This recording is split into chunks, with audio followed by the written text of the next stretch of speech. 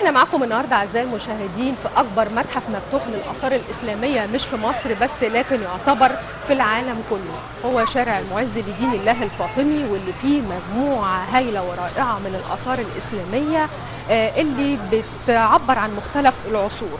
زي ما تعودنا ان احنا بنتكلم عن كتاب محدد كل مره في حلقاتنا، بندعوكم طبعا ان انتوا تقروا الكتاب عشان تعرفوا تفاصيل الكلام اللي احنا بنقوله.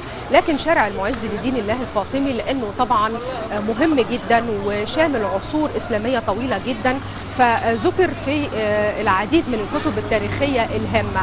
كان اهمها طبعا على الاطلاق المقريزي، لان المقريزي مش مؤرخ فقط هام لهذا المكان ولكن فقط هو ابن هذا المكان، هو عاش في هذه المنطقه، منطقه شارع المعز. برضو هو شارع المعز موجود في كتير قوي من الكتب التاريخيه، زي بدائع الزهور في وقائع الظهور لابن اياس الحنفي، زي طبعا الموسوعه العظيمه الرائعه بتاعه وصف مصر اللي فيها هنلاقي معظم هذه الاثار الاسلاميه مرسومه يدويا، موجود صورها مرسومه بشكل رائع وجميل في هذه الموسوعه.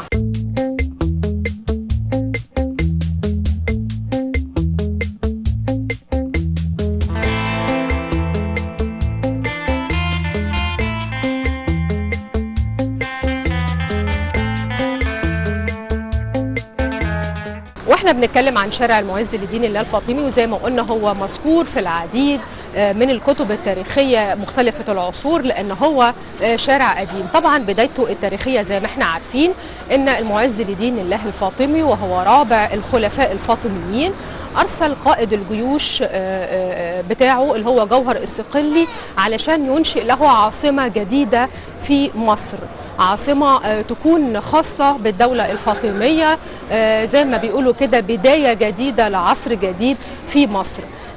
فكان طبعا اختيار جوهر الصقلي لهذا المكان، وبدأ بإنشاء العاصمة الجديدة اللي بتشمل جميع أنواع المنشآت المعمارية وجميع أنواع مظاهر الحياة اليومية، اللي بتبدأ من بوابة النصر وبتنتهي بباب زويلة.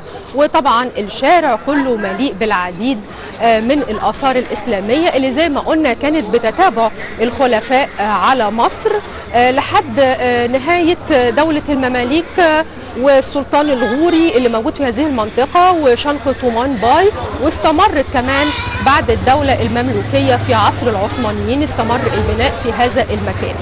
هذا المكان طبعا بيشمل العديد من الآثار الإسلامية الشهيرة جدا على مستوى العالم، زي جامع الحاكم بأمر الله ومجموعة قايتباي وبيت السحيمي وجامع السلحدار وجامع الأقمر وسبيل عبد الرحمن كتخدة وقصر الأمير بشتك وجامع السلطان ألوون ومدرسة الظاهر برقوق وتربة الصالح أيوب والمدرسة الصالحية والكملية ومدرسة الناصر محمد ابن قلاوون وجامع الأشرف برسباي وغيرهم كتير قوي قوي، زي مدرسة وسبيل السلطان الغوري وجامع المؤيد شيخ وغيرهم الكتير.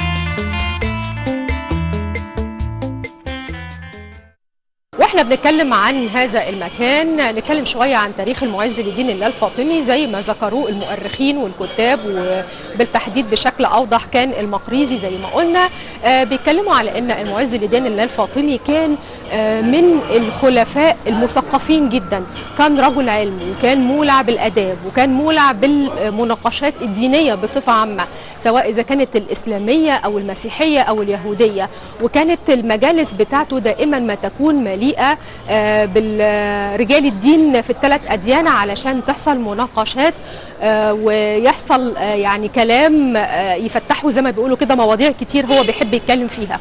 وكانت المجالس بتبقى مليئه بالشعراء والادباء، وكان رجل علم كان بيحب العلم وكان بيشجعه، وبيقال عنه ان هو كمان كان بيعرف العديد من اللغات.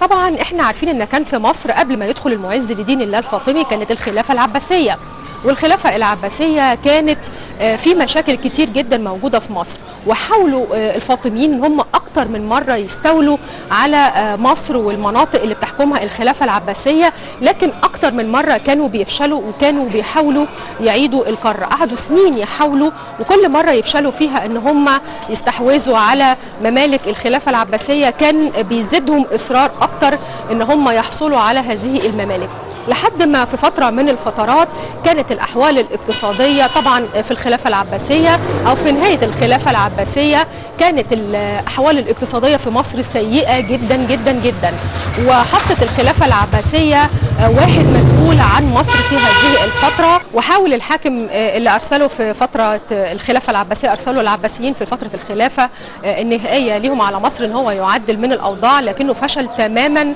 في إصلاح الأحوال الاقتصادية لأنها كانت سيئة جدا جدا جدا. وصادف ان في هذه الفترة ان كان النيل في حالة انحدار شديد جدا، وما كانش في الزرع والمحاصيل، وكل هذا كان في حالة سيئة جدا.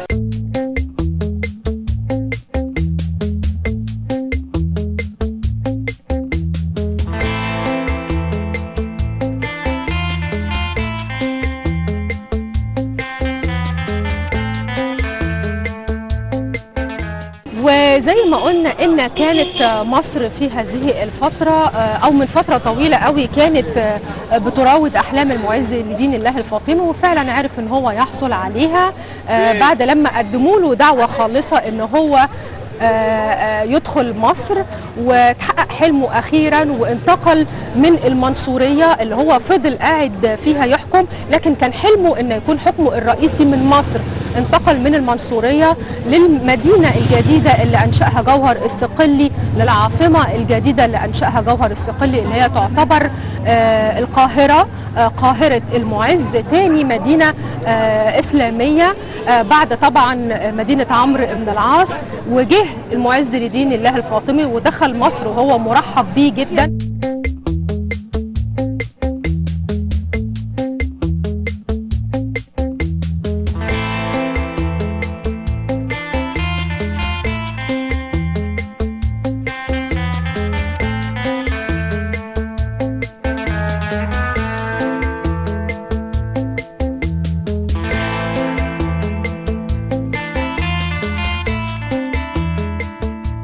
زي ما قلنا ان الخلافة الفاطمية كانت بتحلم باليوم ان هي تقدر تحصل فيه على ملك العباسيين، وكانت عايزة تقضي على الخلافة العباسية بشكل نهائي، لكن كان في مقاومة شديدة من الخلافة العباسية، فكانت فكرتهم ان هم يحصلوا على الممالك الإسلامية اللي في الأطراف وبعدين يبتدوا يتعمقوا في المنتصف.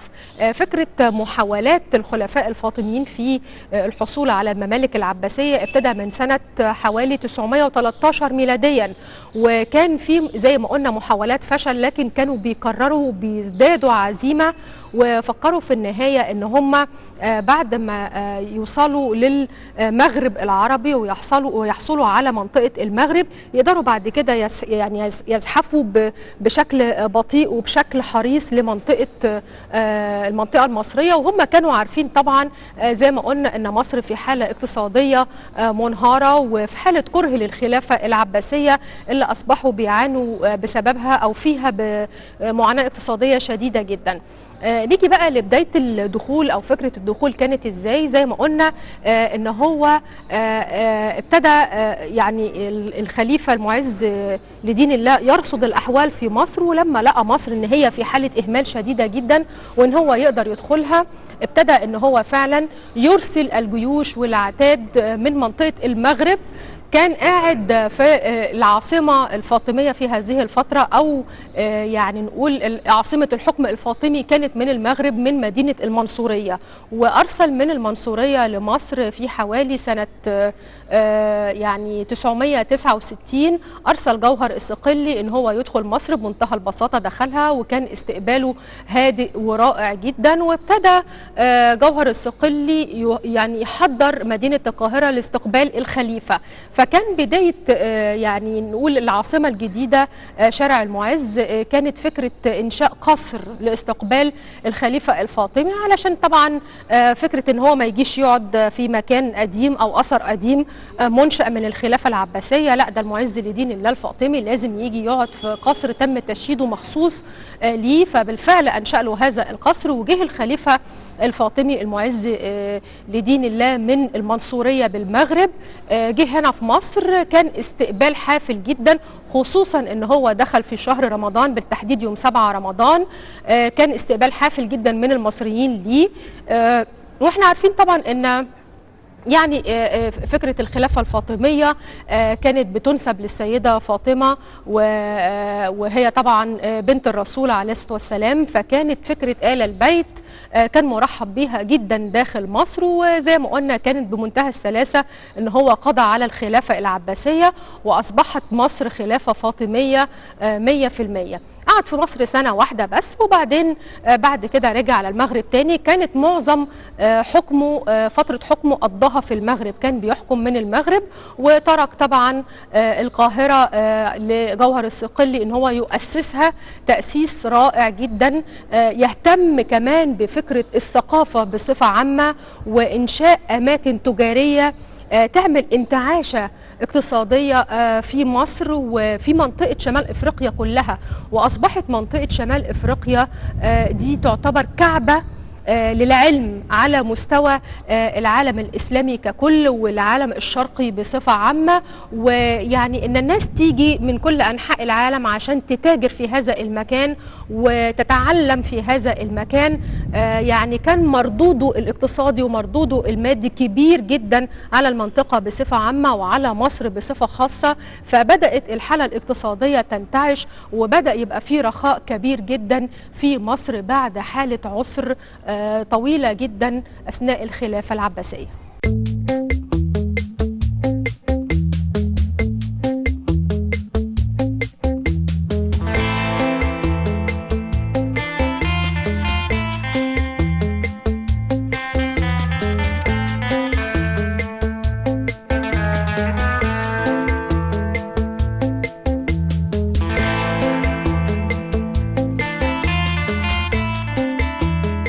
وفضل شارع المعز لدين الله الفاطمي هو يعني الشارع الرئيسي في مصر المحروسة، قاهرة المعز، اللي مليان بالقصور ومليان بكل الأشكال الهندسية المعمارية، من جوامع وخنقوات وأسبلة وبيوت. حتى بيت السحيمي اللي بيعتبر من أكمل الأشكال الهندسية للبيت الإسلامي القديم موجود في شارع المعز، غير الحمامات، غير الوكالات.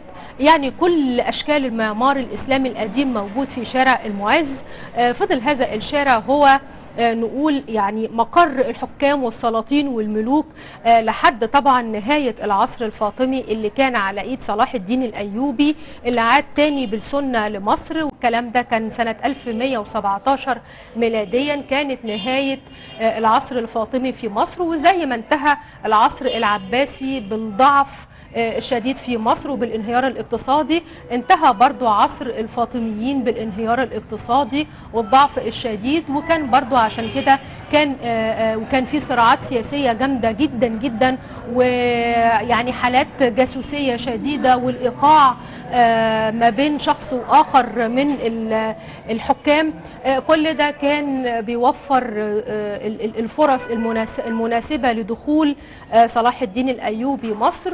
وبوفاة آخر خليفة فاطمي دخل الحكم الأيوبي في هذا المكان في مصر المحروسة.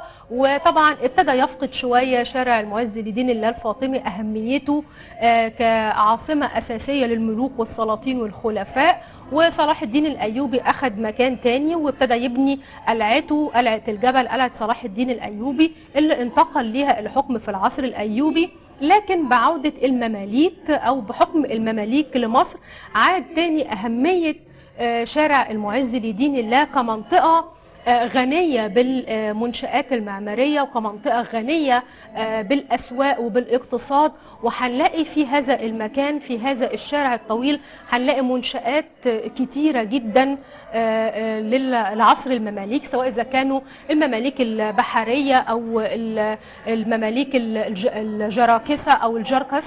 هنلاقي منشآت معمارية كتيرة جدا حتى بعد انهيار العصر المملوكي وظهور العصر العثماني بعد دخول سليم الأول، بيستكملوا لسه البناء في هذا المكان. ودخل العثمانيين وأنشأوا المنشآت المعمارية ذات الطابع المعماري الخاص بهم هم في هذا المكان. وفضل هذا المكان مع تغير العصور المتتالية عليه ومع تغير الخلافة، فضل هو من أبرز الأماكن الإسلامية الأثرية في مصر.